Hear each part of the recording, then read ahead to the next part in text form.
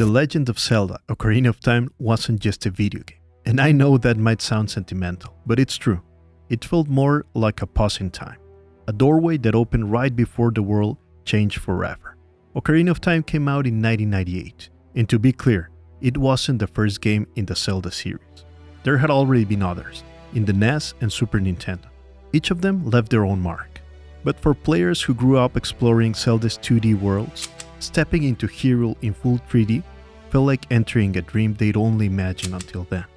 For the first time, it wasn't just moving from one screen to another, it was being inside that world. This was before online multiplayer became the norm.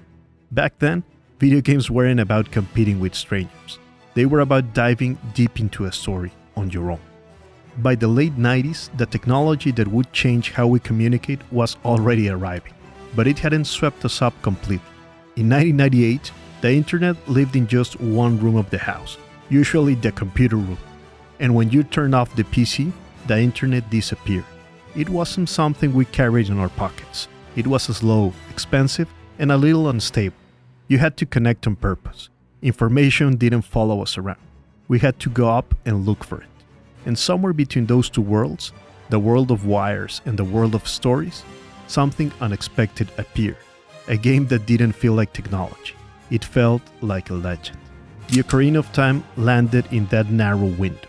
A brief moment in time when wonder was still possible. Before irony became a shield.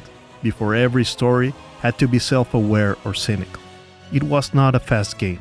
It wasn't full of explosions. It asks you for time, your attention, and your patience. But whatever you gave it, the game gave back to you tenfold. Because inside that gray cartridge, there was something more than just mechanics. A world inviting you to be part of its adventure. It was born in an era that still believed in mystery, and that more than nostalgia, more than the code itself, is what keeps it alive today. Once upon a time, there was a world without internet. Or at least, not the kind of internet we know today. Back in 1998, you didn't hear about new video games through social media. There weren't video clips showing you the gameplay. If you were lucky, you'd find out through a magazine, a real one made of paper. For many of us, it was Nintendo Power, a monthly issue that smelled like ink and promises.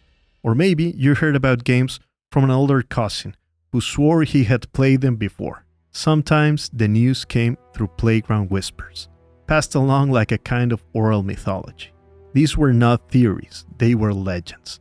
And out of all those rumors, one stood above the rest, the golden cartridge. Everyone talked about it. Supposedly there was a special version of Ocarina of Time. Not the usual gray. This one was gold. It shimmered, it was rare, it was powerful. No one had actually seen it. No one really owned it. But we all knew someone who claimed they did. And that was enough. The golden cartridge was real, although very few copies ever made it to my hometown. And the fact that people were wild over it, even though both versions, gold and gray, had the same exact game, says a lot about that moment in time. It was one of the last cultural windows when mystery was still possible. When not knowing something didn't feel frustrating, it felt magical. There were no walkthroughs, no streamers finishing the whole thing in one afternoon. What we had instead was the world of a child, and the imagination did the rest. Welcome to my channel, I'm Bandido. If you've watched these videos before, thanks for coming back. And if this is your first time here, I'm really glad we have crossed paths. This channel is a space where I talk about film shows, books, or any piece of culture that I find compelling. Not just for the stories they tell, but for what they reveal about us. Here, storytelling is a mirror, a tool, a compass. Welcome. The leap to 3D in video games wasn't just about a new camera angle. It was the birth of an entirely new world. With Nintendo 64, Shigeru Miyamoto didn't just give us a new console. He gave us depth, volume, space, a new language to explore. Super Mario 64 had already shown us it was possible to run in all directions, rotate the camera, and feel like the world around you wasn't just a background, it was alive. But Ocarina of Time did something different. It taught us how to pause, how to look, how to listen to a world, and more than anything, to its music. For the first time, Hyrule didn't feel like a printed map. It felt like a place, a real place. A wide open field where the wind moved through the grass. A forest where time seemed to breathe. A lake that darkened as the sun went down. A castle you didn't need explained. Just standing near it, you knew something sacred was happening there. What we now consider basic, joystick control, C targeting, the idea of an open world, was at the time absolutely new.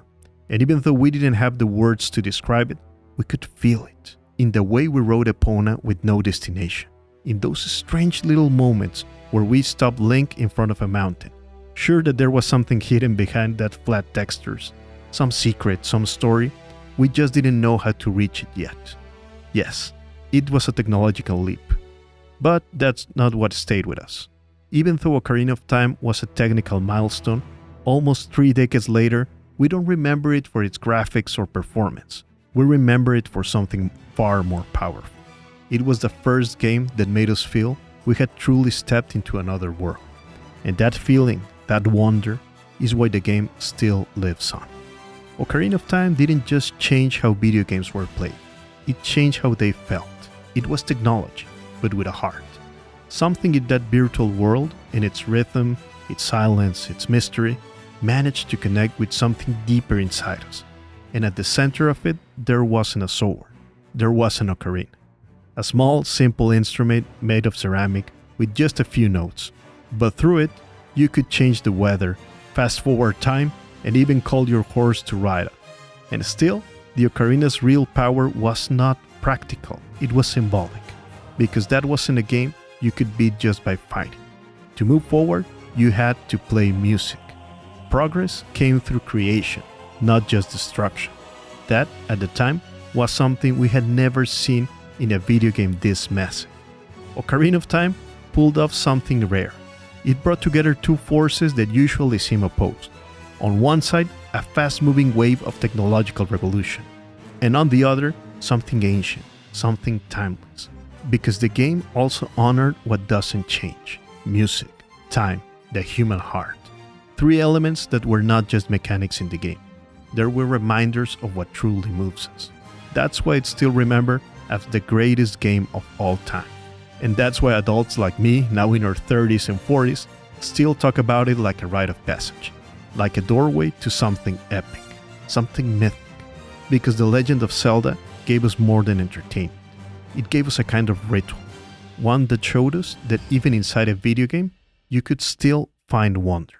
At the heart of Ocarina of Time, there isn't just one protagonist. There are 3.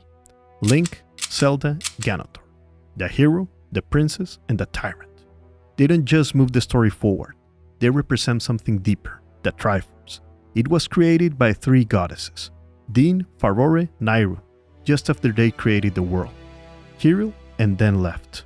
This sacred triangle, the Triforce, is made up of courage, wisdom, and power. It is not a weapon. It is not a prize. It's balance, a spiritual structure. And whenever one of those 3 elements outweighs the others, the whole world begins to fall apart. The number 3 isn't just a coincidence. The oldest stories are built in it. 3 trials, 3 wishes, 3 sages, fairy godmothers, the witches in Shakespeare, the Holy Trinity. Even Jorge Luis Borges once said, 1 might be an exception, 2 a coincidence, but the number 3, that's a confirmation. 3 carries a sense of destiny, a universal shape, and in Ocarina of Time, it becomes the symbolic center of everything at stake. The Triforce lives in a space beyond ours, the sacred realm, a parallel dimension from which energy flows into the physical world. That flow passes through the game's temples, sacred places, almost alive, connecting the visible and the invisible. The harmony of Hyrule depends on that flow, like the soul of the world running through the veins carved in stone. When Ganondorf, the antagonist, enters that realm, driven only by his hunger of power, the balance shatters, because power, without wisdom or courage, becomes destruction. Everything that happened next is the result of that rupture. Link's journey isn't just an adventure, it's a restoration, a search for balance, not only between opposing forces, but within the self. That's what the Triforce stands for, beyond the fantasy. That power alone is not enough. that wisdom without action leads nowhere, that courage without direction turns reckless. 3 paths, 3 pieces of the soul, and a reminder that still holds true, even in a video game. What's really at risk is inner balance. Ocarina of Time is a great video game, but more than that, it's one of the oldest stories we know. The battle between light and darkness, not as a vague metaphor, but as a living tension that runs through every corner of Hyrule. Because beyond the temples, the enemies, the puzzles, there's something deeper, a shadow trying to swallow the world, and a few people trying to hold it together. Darkness isn't just the setting, it has shape, it has a name. The demon Ganon represents that faceless void, that raw, merciless power that wants to consume everything.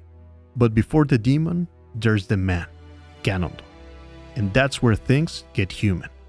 Ganondorf wasn't born a monster. He was born a man, driven by ambition and a desire to control everything. And that's what makes him truly terrifying. The darkness doesn't come from outside, it rises from within. Opposite him stands Link. But Link isn't a warrior by choice. He's someone who gets the call, someone the entire world leans on without him ever asking for it. He becomes the hero not because he wants power, but because someone has to carry the light. And that light isn't just an idea, it lives in the tools he uses. The Master Sword, a blade that only answers to a pure heart, and the light arrows, weapons that don't cut with steel, but with light. The real battle never took place in the physical realm, it happened in the spiritual one. Because what's at stake in Zelda isn't just a kingdom, it's the way we confront darkness without becoming it. The Master Sword isn't just a weapon, it's a symbol. In Japan, where the game was born, a sword is seen as part of the spirit of the one who wields it, not simply a tool for battle, but a reflection of the self. In the West, swords often mean something else. They represent force, the kind that protects what we love, what we believe in, or, depending on who's holding it, the force to destroy. In Ocarina of Time, Link begins with a small wooden blade, the Kokiri sword, almost a toy. But when he grows, when he crosses the threshold from childhood into responsibility, he receives the sword that will turn him into legend, the Master Sword. It's not a reward, it's a test pass, and also a vow made. In the game's world, the Master Sword was forged by sages, not to conquer, but to defeat evil. Its power doesn't come from blood, it comes from light, a divine light upheld by the prayers of sages, by the goddesses that created Hyrule, and by temples that connect the sacred realm to Hyrule. To wield it, the hero must prove his courage, not in combat, but in spirit. And that path begins with a quest. Again, we see the number 3, so central in ancient tales. 3 sacred stones, the emerald of the Deku tree, the ruby of the Gorons, and the sapphire of Princess Ruto, the Sora. 3 symbols, 3 trials, 3 steps. And it's no coincidence they are stones, because stone, symbolically, carries an ancient language. Through history, we've used stone to cook, to carve, and to kill. We build homes from it, and tombs too. Stone protects both the living and the dead. It's what remains after the body is gone, what endures when everything else fades, the eternal standing against the human. After completing the trials of the 3 sacred stones, Link earns the Master Sword at the Temple of Time. But simply finding it isn't enough. He has to be worthy to wield it, because this sword doesn't just cut, it reveals. It doesn't just defend, it transforms. And we'll get to that next. Every great journey begins with a loss, and Link's, like many other heroes, begins with his. He lives among the Kokiri, a village of children who never grow up. Each one of them is given a guardian fairy from birth. Link's fairy is called Navi. These children are eternal, outside of time, untouched by responsibility. They live in a forest where nothing ever seems to change, where childhood isn't a phase, it's a permanent state. But Link isn't truly one of them, not really. And the moment he leaves the forest, he knows it. Crossing that border means leaving behind eternal youth. It means stepping into a world where, unlike the Kokiri, he will have to grow up. It's the great Deku tree, a sentient tree, guardian of the Kokiri, who recognizes something sacred in Link. In myths, trees have always meant wisdom.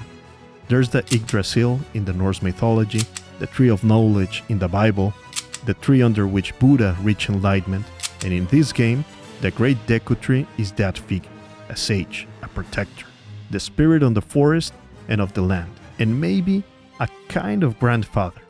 His death is Link's first loss, the first real step forward, and before dying, the Deku tree gives Link a mission, and a story too, one that reaches back, before the temples, before the kingdoms. He tells of the goddesses who created the world, and how they left behind the Triforce as a symbol of balance. He warns that someone, a man born from ambition, is now seeking that power. His name is Ganon, and already his shadow begins to fall across the forest. The Deku tree gives Link the Kokiri Emerald, a spiritual stone and a map toward the Princess of Destiny. He gives Link the certainty that he will become a hero, and then, like a grandfather saying goodbye to his grandson, he lets go. But the Deku tree isn't the only farewell. There's also Saria. She waits at the edge of the forest, the physical limit of how far she can go. She's Link's childhood friend. She's the one who gives him his very first ocarina. She gives him music. And it's not just a sweet gift, it's a promise. Because in this game, music won't just be beautiful. It will open doors, connect cultures, calm storms, and awaken spirits that have been asleep for centuries. Saria represents something essential, the power of friendship in childhood, and the inevitable moment where we have to leave it behind. Trees, like childhood friends, protect us. They rise to unreachable heights, and their roots go deeper than we can understand. And in the world of Legend of Zelda, even the great fairies are connected to something beyond magic. They are tied to vitality, to the body, to the senses. They appear with laughter that heals and make you blush. And that makes sense, because growing up isn't just about learning to fight. It's about learning to live inside your own body, to carry life.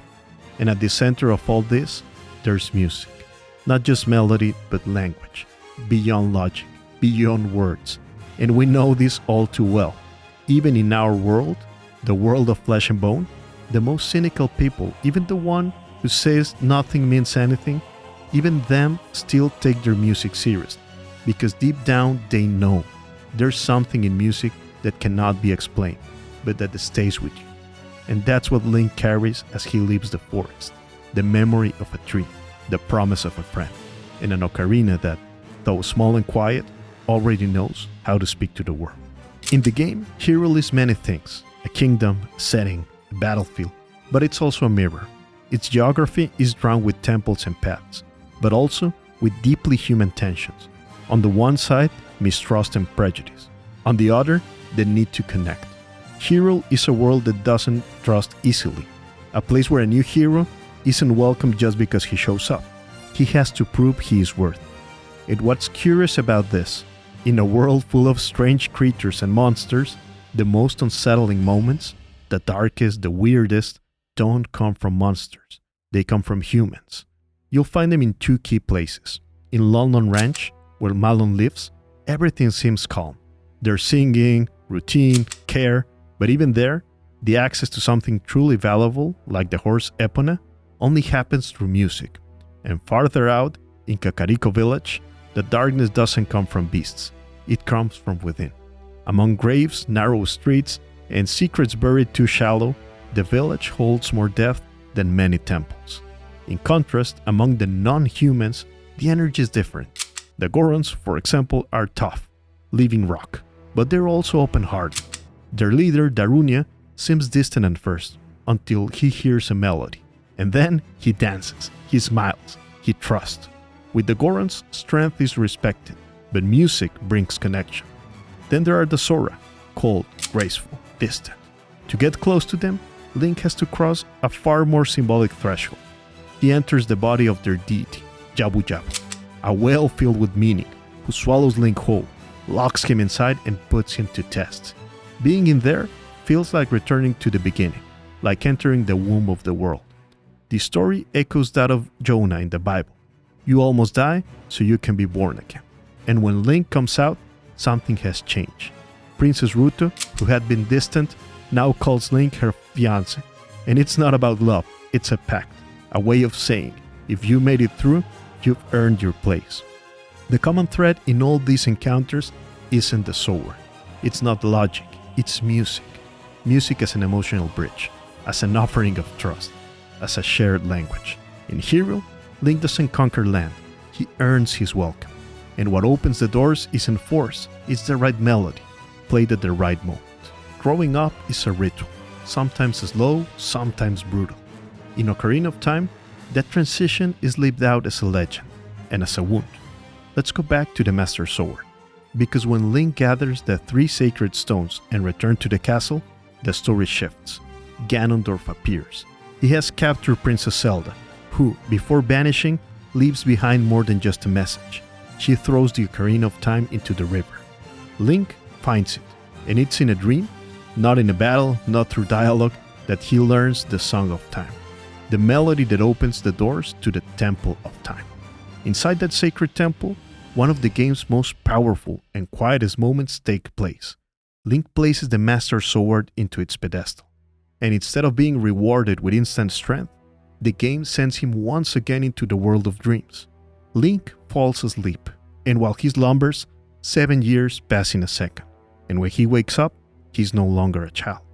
It's not just a design change in his 3D model, it's emotional, it's a break. What used to be exploration now feels like responsibility. What used to be play now feels like destiny. The shift is not explained, it just happens. Like in real life, one day, without warning, you realize you cannot see the world the same way anymore. The change isn't just in Link, it's in the world. Because when the hero returns to the places that once felt familiar, they don't recognize him. Home has changed. The castle is now a ruin. Kakariko has become infested. His childhood friends have grown, changed, or disappeared.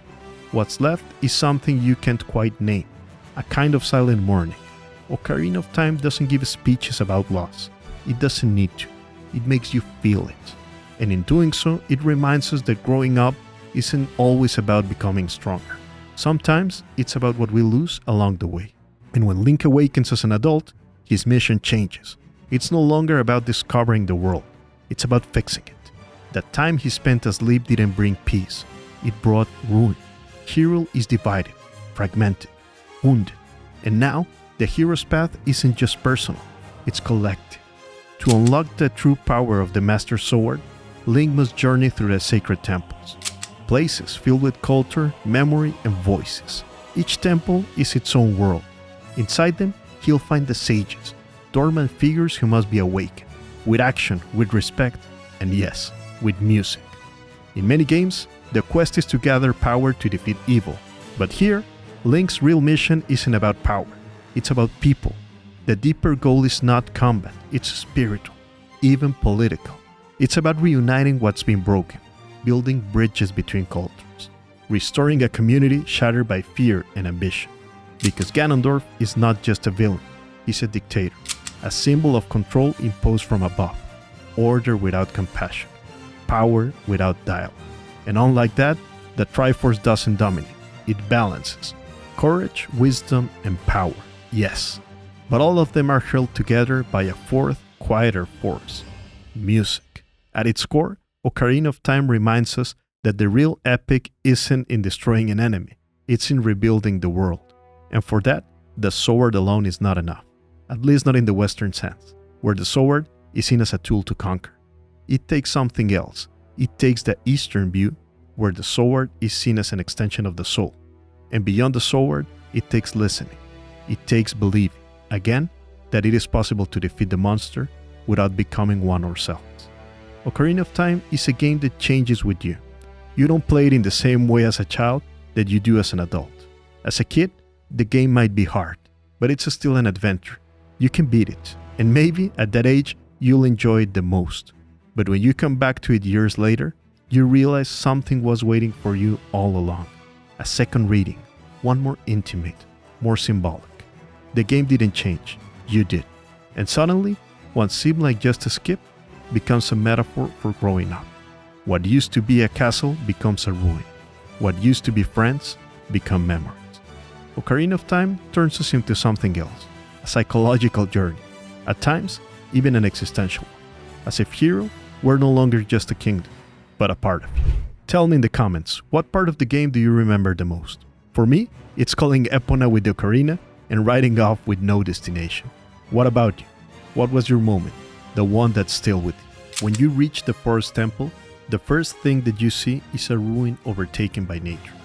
Walls that were once sacred are now covered in moss and silence. The music doesn't comfort, it unsettles. You feel like you're stepping into a place that once mattered, but no longer belongs to you. Before that, Link's find the Kokiri Forest, the place that once sheltered him, now infested with monsters. What was sacred has been corrupted. Even the things that once seemed untouchable, childhood, innocence, the trees, have changed. This is the first temple, the Forest Temple. And that's no coincidence. It's a return, but not to what was, to what remains. To reach the temple, Link must walk the same path he once followed as a child. Literally, the same forest, the same melodies, the same roots. But through adult eyes, everything feels different. Much of the light is gone. The silence weighs heavy. And at the end of the path, his childhood friend Saria is waiting. She recognizes him, and even though she wants him to stay, both of them know that that can't happen. Link has changed, and returning home is never forever. The Forest Temple is made of puzzles, but more than that, it's a long farewell, a place that embodies the loss of childhood. The entrance into adulthood does not happen through a celebration. It happens through accepting that there's no way back. And yet, from that grief, something new begins. When you clear the temple, the Deku sprout appears, a descendant, or perhaps a reincarnation, of the old Deku tree, a small green hope that only grows after you walk through the darkness. Each of the sages Link awakens is part of this movement toward maturity. They're not distant, perfect elders. They are familiar faces, people you met once in childhood, friends, guides. In the case of Saria and Princess Ruto, they're loves that might have been. They represent different cultures, different facets of the soul: forest, fire, water. And only through their union can the world be healed. Because in Ocarina of Time, growing up does not mean becoming stronger. It means becoming capable of accepting that the real world is marked by difference, and that the most important bonds are not just the ones we choose, but the ones that endure. When you reach the Fire Temple, everything is heat and molten stone. The air trembles, the walls breathe fire. Every step echoes like a war drum. This is no forest full of life, only rock, lava, and the clear sense that one wrong move could cost you everything. The Fire Temple sits at the heart of the Death Mountain. You have to climb your way up to reach it, step by step, like something rising toward an inevitable fight. Inside lives Volvaja, an ancient spirit, a dragon once defeated by Darunia's ancestor. But the past, like fire, never truly disappears. It only waits. The battle here is against a legendary creature, a force that was once sealed away and has returned. In this temple, the confrontation with fire is absolute. There's no ambiguity, no comfort. It's raw trial, meant to test whether the will awakened in the forest can still hold firm under pressure, under heat, under rage. And yet, even here, in the middle of the lava, you find a friend. Because Darunia, the Goron leader, is there too. Still standing, still resisting, even though he knows the enemy is stronger. And in that act of defiance, there's a kind of wisdom too. In the Water Temple, the first thing you feel is disorientation. Everything moves, everything floats, everything reflects. You cannot tell whether you're going up or down. Water, normally a symbol of life, here becomes a symbol of danger and confusion. The Water Temple is remembered by many as one of the most frustrating parts of Ocarina of Time. But its difficulty isn't just about puzzle design. It comes from somewhere deeper, somewhere more introspective. It's always branch out like thoughts, like memories. The water levels rise and fall based on your decisions. It's easy to get lost because it demands a different kind of attention. It asks you to slow down, to observe. The Water Temple is nothing like the dark forest or the purifying fire you have already faced. This one is made up of something way more dangerous. It's built from sadness, from memory, It's a labyrinth, and at its center lies one of the most revealing moments of the game, the encounter with Dark Link. There's no epic music here, just silence, a quiet room, as if nothing were about to happen. And then suddenly, there you are, facing yourself. A shadow that watches you, moves like you, strikes like you, endures like you. Dark Link doesn't speak, he just attacks, wordless, and in that silence, forces you to ask, who are you when no one is watching? You cannot defeat him through pure strength. In a brilliant moment where game mechanics merge with storytelling, the only way to beat Dark Link is to break the attack pattern, to step out of the mirror. It's not a battle won by skill, it's won with identity. This isn't a fight against an enemy, it's a confrontation with your Jungian shadow, and like in life, sometimes that is what really takes to move forward. When you reach the Shadow Temple, the first thing you notice is the silence. There's no wind, no light, no welcome, just thick darkness, and the clear feeling that something or someone is watching.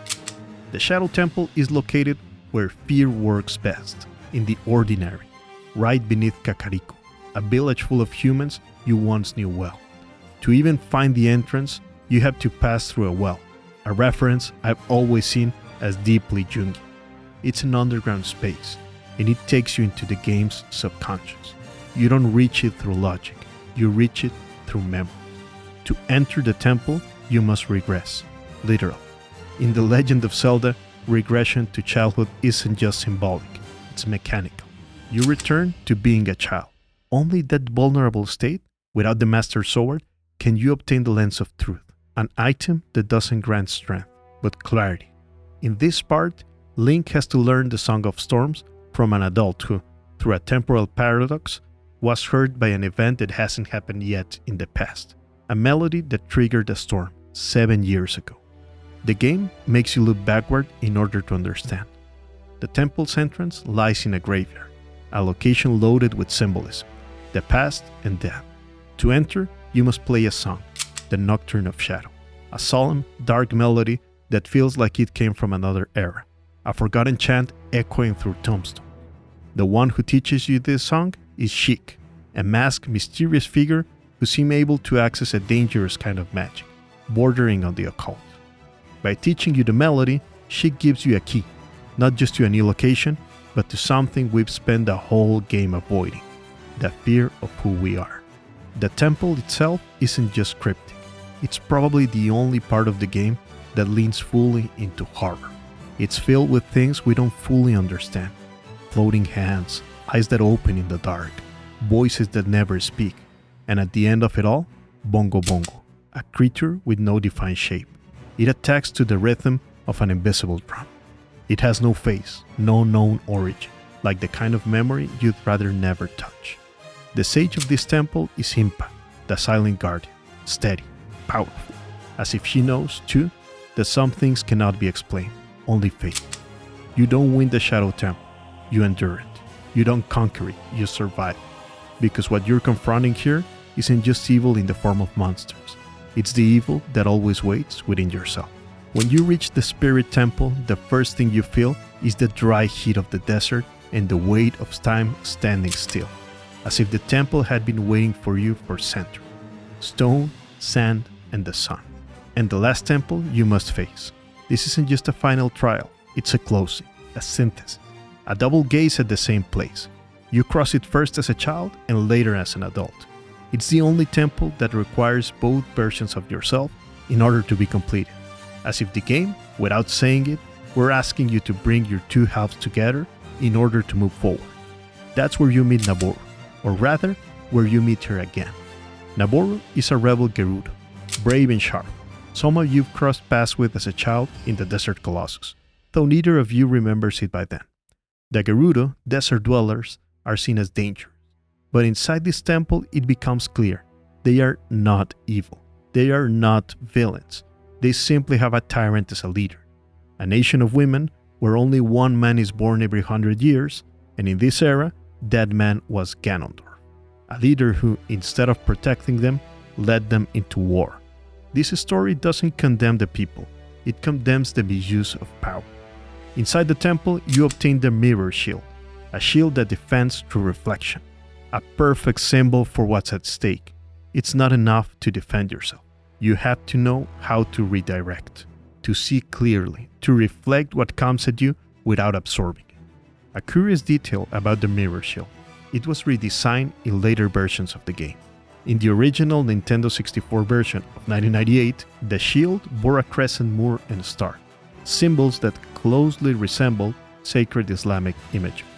The official story says that it was an unconscious design oversight, but we're each free to draw our own conclusion. Back to the Spirit Temple. The final battle here is against Twin Roba, the twin sisters of ice and fire, two opposing forces that move as one, but can only be defeated by reflecting their own contradiction. You don't win with brute attacks, but with patience, with timing. Once you understand how they cancel each other out, you can break them. On a metaphorical level, it's a battle against fragmentation. And when it is over, you find out Nabooru is the temple sage. Not a mythical being, not an ancestral spirit, but a flesh and blood woman. A warrior who believes the world can work differently. And by accepting you as an ally, she brings the war to a close. The Spirit Temple isn't just the end of a series of trials. It's the integration of every version of yourself. A journey that, by now, has become deeply mythological. In one of the game's most unexpected and most meaningful moments, the true identity of the mysterious Sheik is revealed. Sheik is actually an alter ego of Princess Zelda. And when it happens, when Sheik reveals herself as Zelda, the game doesn't raise the volume, it lowers it. It's not a dramatic twist, it's a moment of clarity. The figure who had walked beside you in silence, who endured in the shadows, turns out to be the Heir of Light. Zelda didn't hide out of fear, she hid out of strategy. And when she reveals herself, she doesn't change form, she becomes whole. Sheik was never a faceless shadow, she was the princess herself, hidden, transformed, connecting with her own darkness in order to face the darkness in others. In that act, the game breaks an old tradition. Princess Zelda isn't a prize waiting at the end of the quest. She is not the damsel waiting to be won. She's someone who acts from the shadow, who accompanies the hero, and who faces evil in her own terms. In alchemy, there's a symbol called the Black Sun, a sun that doesn't shine, but carries within it the seed of transformation. It represents the meeting point between the conscious and the unconscious, the moment when you stop running from your shadow and choose to integrate it. Sheik is that symbol, not just light disguised as shadow, but light that learned to live in the dark without being consumed by it, and through that, it becomes complete. The game always seemed like Link's story, the hero of light, the chosen one, and on the other end, the villain Ganon, pure malice, the abyss. But the game is not called The Legend of Link, it's called The Legend of Zelda, because she's the one who holds the balance. Sheik is not just a disguise, she's a symbol, a bridge between what's visible and what's hidden, between the sacred and the earthly. She's the one who integrates what once seemed opposed, the Legend of Zelda. And Zelda doesn't win through power, she wins through wisdom. When you reach Ganon's castle, everything feels like a threat. The sky is broken. The castle stands like an open wound at the center of the world. And in that moment, it hits you. This is the end. Ganon's castle is the final trial, a test of everything you've been and everything you've become. Each wing of the castle reflects one of the temples you've already overcome. The Forest Temple, the Shadow Temple, they all return. They're fragments of your journey. But now, you're no longer the person who walked through them for the first time. In each of these spaces, you free the sages you once connected with. You don't arrive at the castle with the sole intent of defeating your enemy. You come to help your friends, and only then can you face the end. The final battle against Ganon is physical, but also spiritual. You lose the Master Sword, the symbol of balance, and only when you fight without it, without giving up, does Princess Zelda appear to return the sword to you. The sages lend you their strength, and Zelda, no longer just a princess, but Sheik, ally, warrior, and sage, stops time itself to give you the chance to win. Every thread comes together. In a world overwhelmed by darkness, all the lights converge to make the miracle possible. The final blow doesn't kill Ganondorf, it seals him away.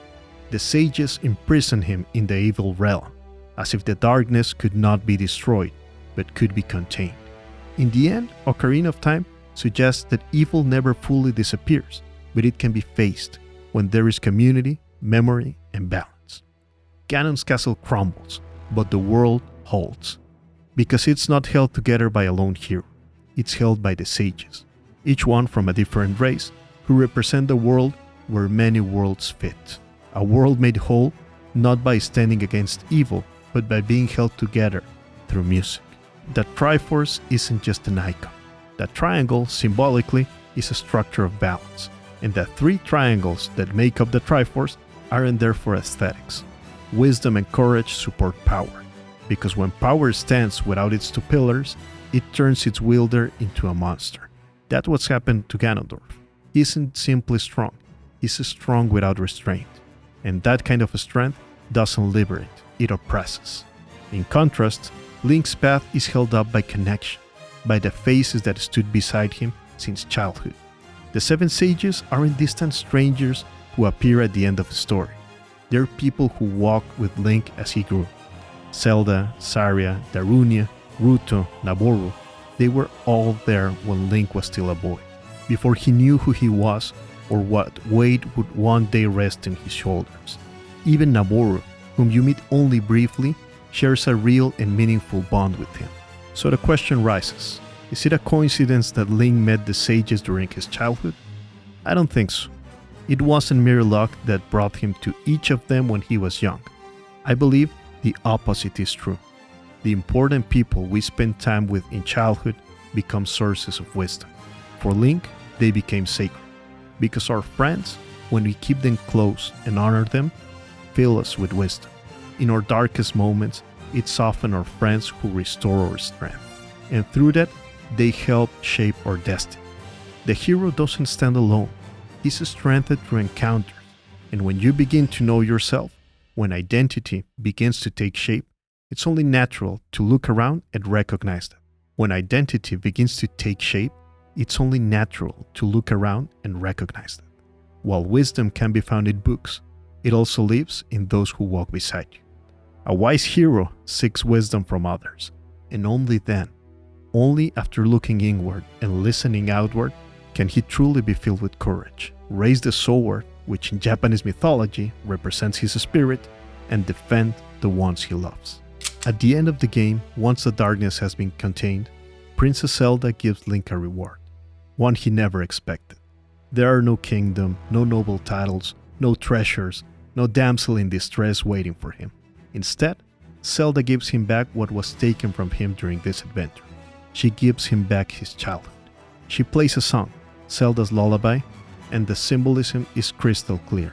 A lullaby, a song for sleep. Not a song of triumph, but one of peace. One that gently carries you, literally, back to the beginning. When Link opens his eyes, he finds his childhood again. His reward isn't the conquest of a kingdom, it's the chance to live a normal life. Ocarina of Time was many things, a technical achievement like few others, a deep intellectual challenge, a masterpiece of design. But above all, it was a story of connection, a game that elevated friendship, that reminds us that music isn't just beautiful, it heals. Through music, Link builds bridges between cultures, between ages, and even between timelines. And deep down, Ocarina of Time tells the oldest story we know, the battle between light and darkness. But it tells it with a beautiful and often forgotten detail. Light doesn't win because it is stronger.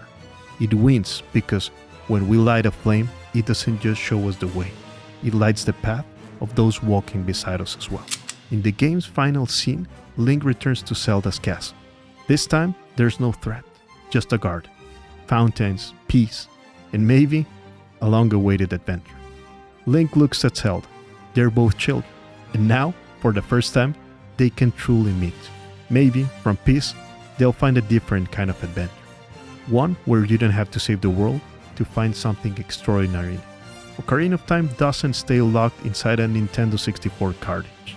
It travels with every player who once fought to save Hyrule, who solved the temple's puzzles, and above all, who found in its music a bridge stronger than any enemy.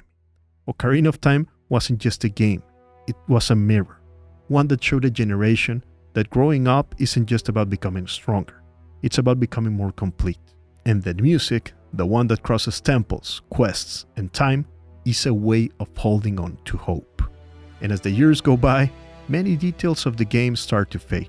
You forget the order of the temples, the names of certain characters, how to play the songs, you once knew them by heart. But something stays, an image, a feeling.